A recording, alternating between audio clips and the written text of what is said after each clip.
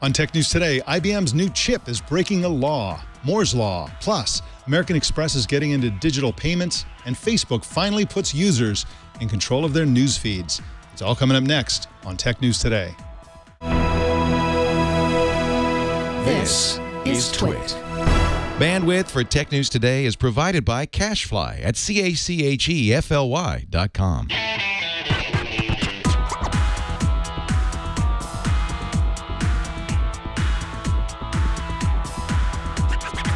This is Tech News Today for Thursday, July 9th, 2015. This episode is brought to you by Gazelle, the fast and simple way to sell your used gadgets. Find out what your used iPhone, iPad, and other Apple products are worth at Gazelle.com. Tech News Today is the show where we talk about the tech news of the journalists who report it. My name is Mike Elgan, and our co-anchor today is Fusion editor Kashmir Hill. Welcome to you, Kashmir Hill. Thank you, Mike.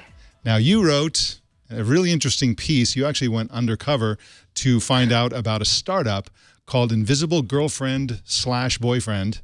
Is that the name of the company? Girlfriend / boyfriend? Yeah, they call themselves Invisible Girlfriend because that was the first one they launched. Okay, I see. And so you went undercover, and you yourself became one of these invisible girlfriends and also an invisible boyfriend, right?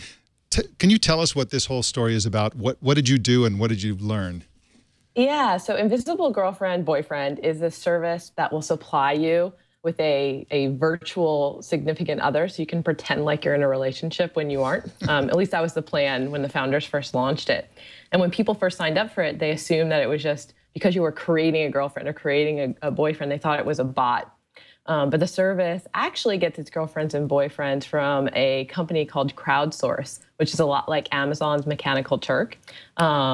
So it's like all these people who are just responding to messages that come in. So your invisible boyfriend or girlfriend might actually be like 25 or 50 different men and women. And so I signed up on Crowdsource and got paid to write these text messages.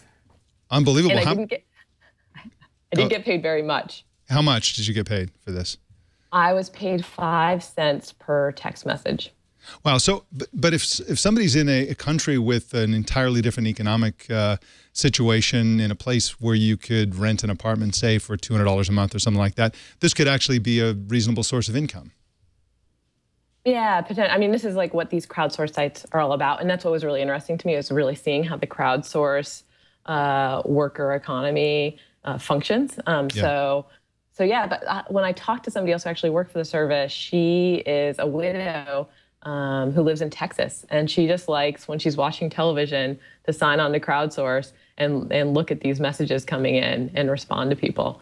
So yeah, but they could be all over, and there are hundreds of different people that are working for Invisible Boyfriend and Girlfriend. And yeah, it was really fascinating. I wrote about this, and I'm actually in LA right now and performed it on stage last night. And it just was very strange because at some point in the month, I realized I was like an emotional escort. Like I was basically prostituting my like text witticisms. And so that was a really weird part of it as well. But this isn't about sex, right? You actually, I mean, don't they have rules against sexting? They do. That was one of, there are a few major rules. One is you can't break character. Whatever they've assigned you, your assigned name, your assigned personality type, you need to play the role. But they also tell you that you're not allowed to sext.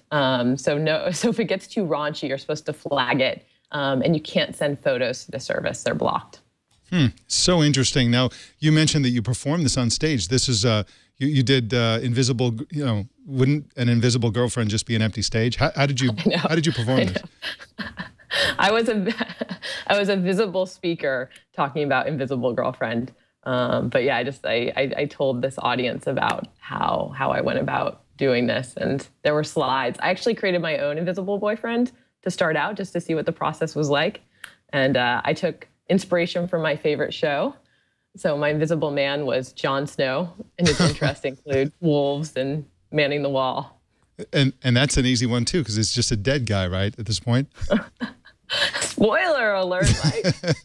All right, well, you can read, and you should read this article at fusion.net. Fascinating stuff, Kashmir, as always. I really enjoyed it. Really, really interesting. But let's jump into the regular news. IBM has developed a prototype chip that's twice as fast as today's fastest processors. Stephen Shankland is a senior writer for CNET News, and he's not in Paris this time. He's in Detroit, Michigan, and he joins us now. Welcome to you, Stephen. Thank you very much for having me on the show. Thanks for being on.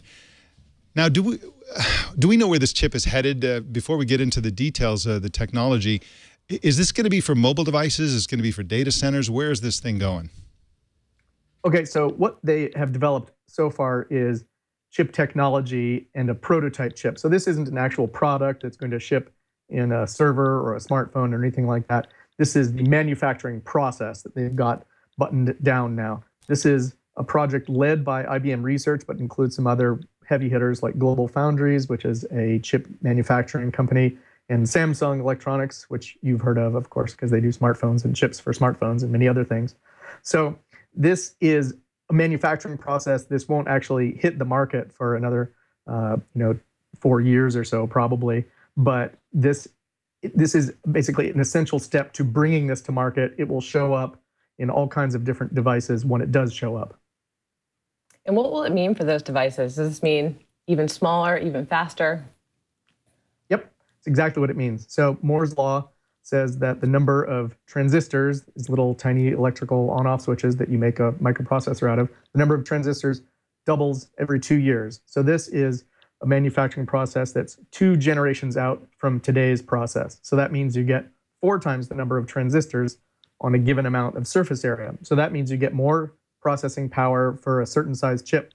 That makes it easier to fit more computing power into your smartwatch, into your smart contact lenses, into your smartphone, into your server, your PC, your graphic card, whatever it is that you need a chip inside. So this is the steady advance of Moore's Law. What makes this hard is that each new step in Moore's Law these days is harder than the previous step, because the size of electronics we're talking about is just getting so small. The size of the processes we're talking about for this generation technology is about 3 times the width of a DNA strand. So we're talking just excruciatingly small.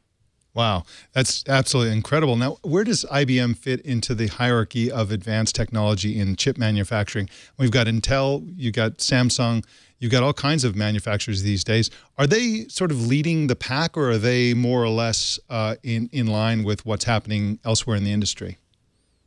There's a lot of squishiness here. So IBM used to make its own processors, and it just completed a deal with Global Foundries in which it sold off its microprocessor manufacturing business.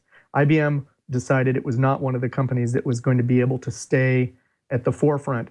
What happens when you move to these new generations of processor manufacturing is you have to do higher and higher volumes of chip manufacturing in order to run the business. So if you want to make a new generation chip factory right now, it's going to cost you about $10 billion.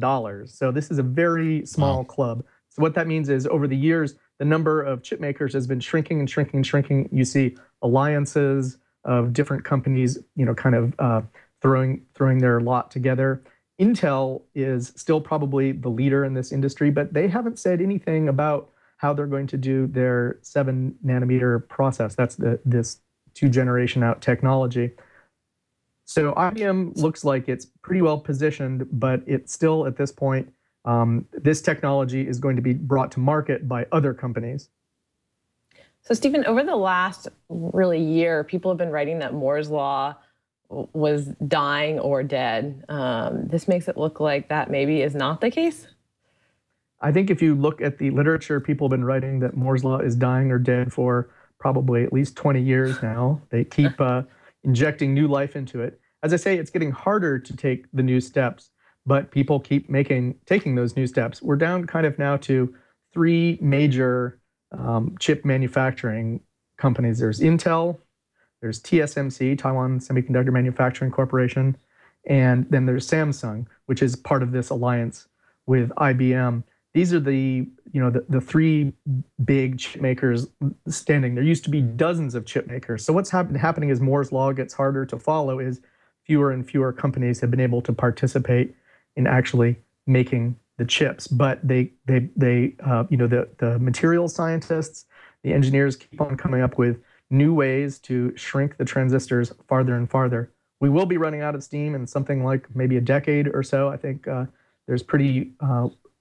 broad consensus now that at a certain point you just can't get smaller than atoms, so you have to come up with something else. Either you have to improve the performance of the processors, even if things stop shrinking, or you have to go to some exotic new technologies.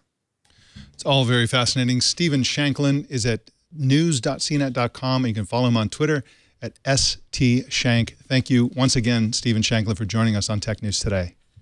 Thank you. Glad to help. All right. More news in a sec, but first let's talk about Gazelle. Gazelle will buy and sell your gadgets, and everybody knows Gazelle. They've been around for years as a great place to sell your device. I think those people who haven't taken the step to actually use Gazelle, to actually sell devices to Gazelle, may not know how ridiculously easy it is to use. You basically just go to the site, gazelle.com.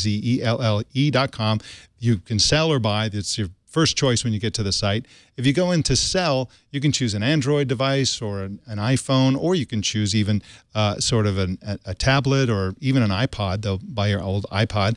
And you just tell them what you got, what the condition is, and they'll send you a box. You put it in the box and you get paid. It is so easy. If you are like me and you're super, super lazy and want some money for that device that's sitting around, then Gazelle is a fantastic service. But they also will sell you a device, and they have a category of device called certified like new. What that means is that if you were to show anyone your certified like new device, they would think that it was brand new. It looks perfect, it works perfect, and it's significantly less expensive than a brand new phone. So it's everything that a brand new phone is, minus a big chunk of money. And so if you've got a budget for your phone, you can get a better phone at Gazelle. It's just a great place to buy a phone. It's a great place to sell a phone. So find out what your iPhone's worth. Take a minute and go to gazelle.com to find out. And we thank Gazelle for their support of Tech News Today. American Express is getting into the digital payments business with a new service called Amex Express Checkout. Ashley Rodriguez writes for Advertising Age and joins us now. Welcome to you, Ashley.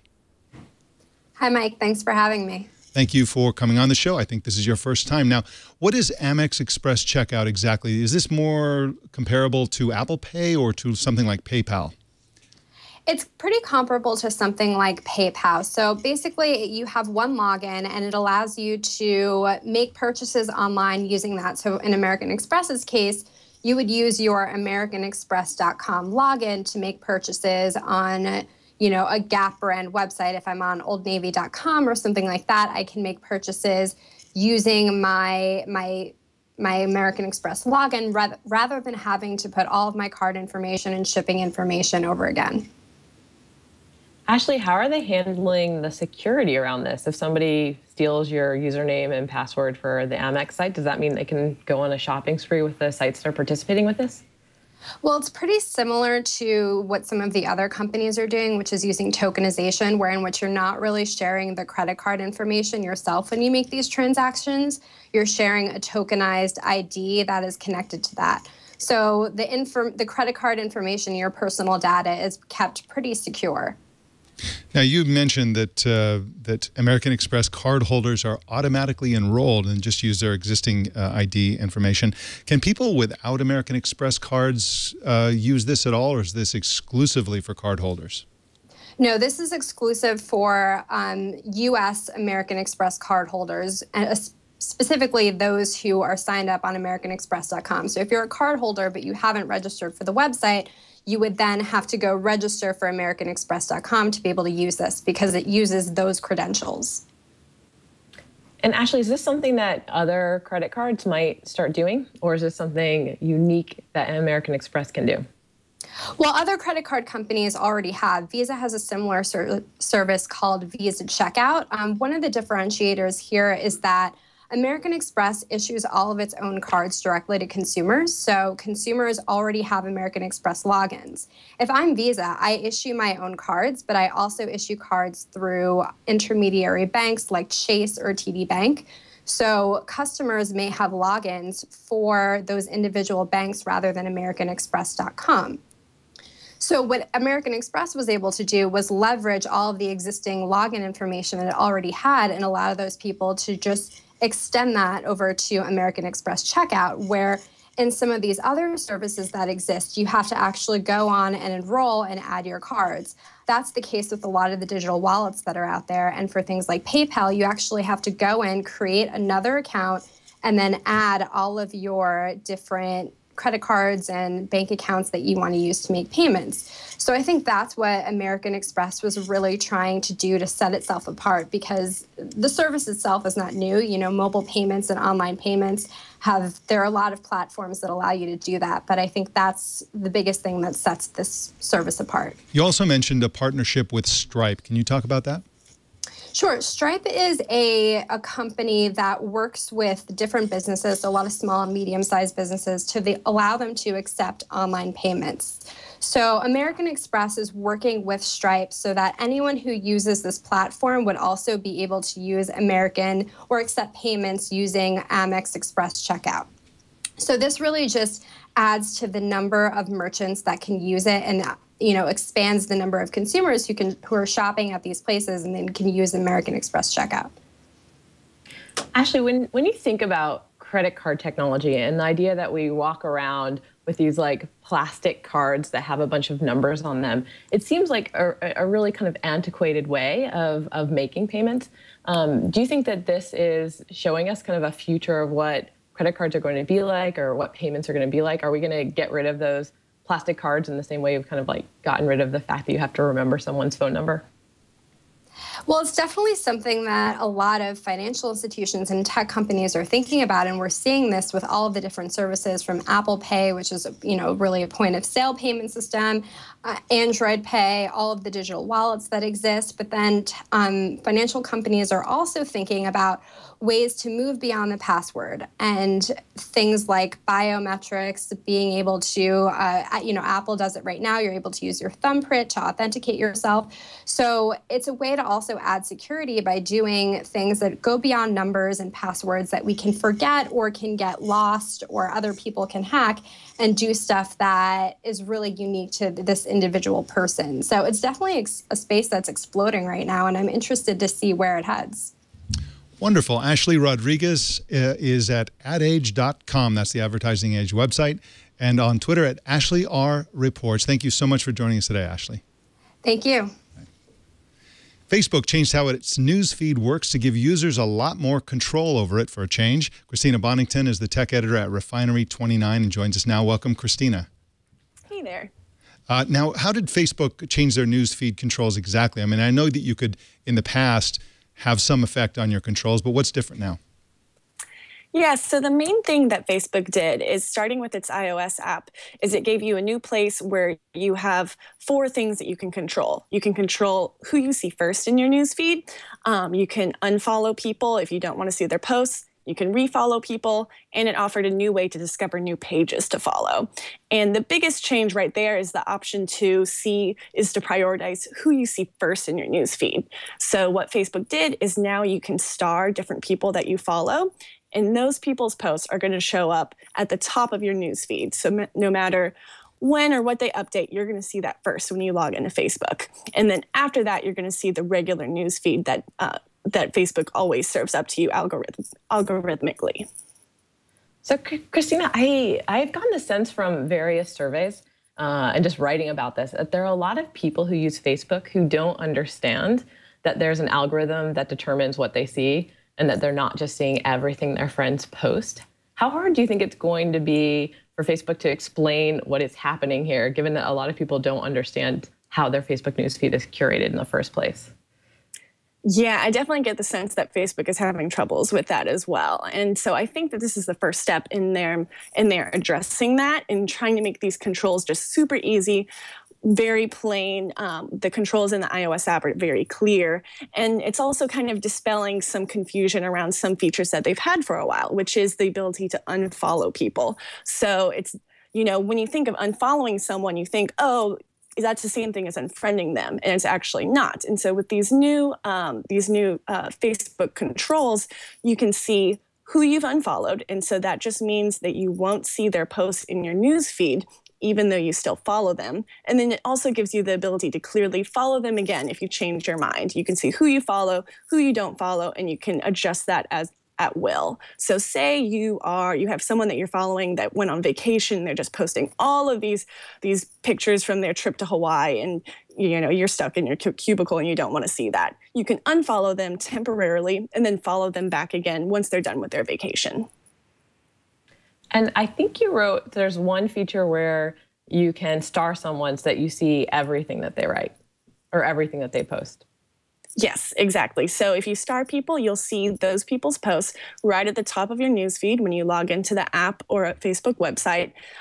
Those people's posts you'll always see. And then below that, you will see your normal Facebook newsfeed, which is served up from Facebook's algorithms. So are we going to see a whole bunch of Facebook users campaigning like, blue star me, you'll see everything that I do? Well, the good thing is that if you star someone, they have no idea you've starred them. You can star them and unstar them. Yeah, and it's private. It's also a new threat. Don't make me unstar you. It's like putting somebody on speed dial or something like, or taking them off or whatever. Now, Christina, one last thing before we let you go here. You made an interesting recommendation this morning for a Twitter account relating to farm animals. Can you talk about that? Sure. So I love the Twitter feed. It's called Everything Goats. And it's just this wonderful, joyful Twitter feed that just posts goat pictures with just like little, usually kind of witty sayings about goats, like, goat to have a good day or something, and it's someone holding a baby goat. And it's just a wonderful little thing to have inserted into your Twitter feed every day and have funny goat pictures. That's awesome. It's great for people who are tired of cat photos. And absolutely. upgrade to the goat kingdom. All right. Well, Christina Bonnington is at refinery29.com, and you can follow her on Twitter at Red Girl Says and get her other goat-related tweets. And you also write about technology, too. But the goat stuff is really the big stuff. Thank you so much for joining us today. Thanks so much. All right. Well, in mergers and acquisitions news, a company called Zealot Networks, which is a digital media company created by ex-Maker Studio CEO Danny Zappin, has acquired the viral content publishing company Viral Nova for about $100 million in cash and stock. That's about a 50-50 split between cash and stock. Viral Nova is a link-baiting, attention-grabbing company in the vein of BuzzFeed and Upworthy, but with a very large Facebook presence. Kashmir Hill, Facebook is coming on strong. It's going to become a major place for video because, Mark Zuckerberg has willed it so. And so this is a perfect acquisition for this company because, of course, this viral company is very, very much into video. The vast majority of their posts are video, and they're big on Facebook. So great acquisition there. Yeah, what's hard right now is it's hard to break into Facebook. There have been people there for a long time building presences, and if you're just starting fresh, it's very challenging. So a lot of people are trying to, hack around that by buying someone else who's already successful. So lucky guy. I read on Business Insider that the person who started this, it's like a very small company that created, or like one guy who created Viral Nova. So I guess he's done quite well. Yeah, it's a tiny company in New York City, and it's like 24 employees. But yeah, this is a great sale for that guy. I don't recall his name, but yeah, he's doing pretty well for himself. Well, in courtroom drama news, Jawbone is suing Fitbit again. In fact, it's the third lawsuit Jawbone has filed against Fitbit in the last 2 months. This most recent suit was filed Tuesday with the International Trade Commission, and they're suing to block Fitbit from importing fitness trackers or even the parts to make those fitness trackers. In the previous 2 lawsuits, Jawbone claims that Fitbit poached employees who stole Jawbone's trade secrets and then used that information to infringe on Jawbone's patents. This sounds to me, Kashmir Hill, like something that is possible to prove in court. If they are, in fact, if this is true, I think this could be quite a dramatic court case where they will either prove that these trade secrets are stolen by employees, or they will be found to have not done that. And I'm looking forward to finding out what that is. But this is not good at all for Fitbit. So even the publicity is bad for Fitbit. Yeah, it's unfortunate. These lawsuits go on for so long, as we saw with Apple and Samsung. They just they really drag out. The only people who really benefit from these things in the long run are the lawyers.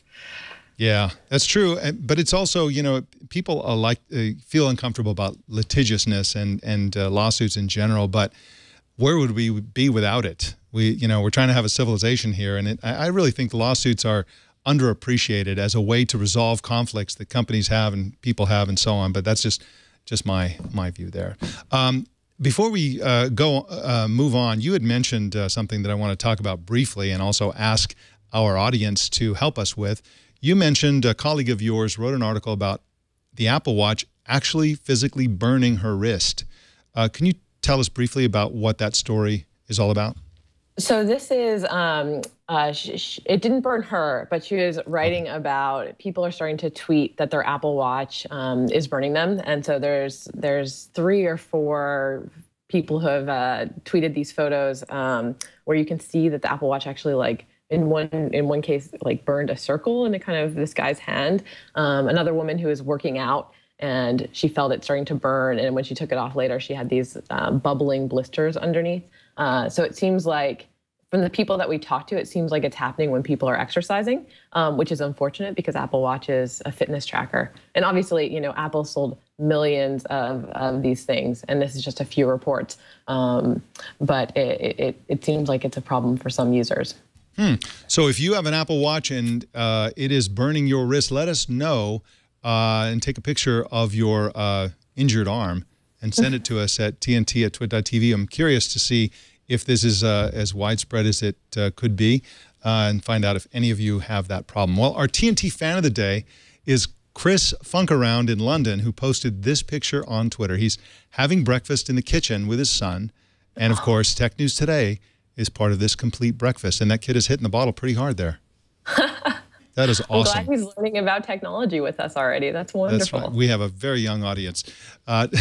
Show us how you watch or listen to TNT. Just record a video or take a picture of yourself or your adorable child or your setup and post it on Instagram, Google+, Twitter, or Facebook, and use the hashtag HowIWatchTNT so we can find it. Kashmir Hill, I can't wait to find out what you're reading next. Can you give us a preview? What are you working on right now? I am super fascinated by these crowdsourced platforms now, so I will be digging back in. There are a lot of other weird jobs on the platform beyond being somebody's invisible girlfriend. All right, so you're going to be taking on a bunch of weird jobs, and I assume you're going to be doing it secretly, and then you'll come back to report on it. That is great. Somebody's got to do it. It's a dirty job, but somebody's got to do it. Thank you so much for co-anchoring today, and we'll see you next week. Thanks, Mike. All right, bye-bye.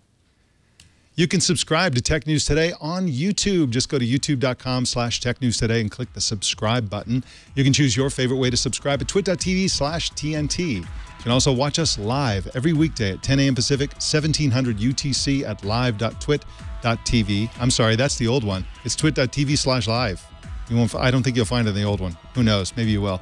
Join our Google Plus community. Just search Google Plus for Tech News Today, and you can follow me at elgan.com. Don't miss Tech News Tonight, our evening news show at 4 p.m. Pacific every single weeknight. And that, ladies and gentlemen, is the Tech News Today. This show is produced by Jason Cleanthes and edited by Anthony Nielsen. My name is Mike Elgan. Thanks for tuning in. We'll see you tomorrow.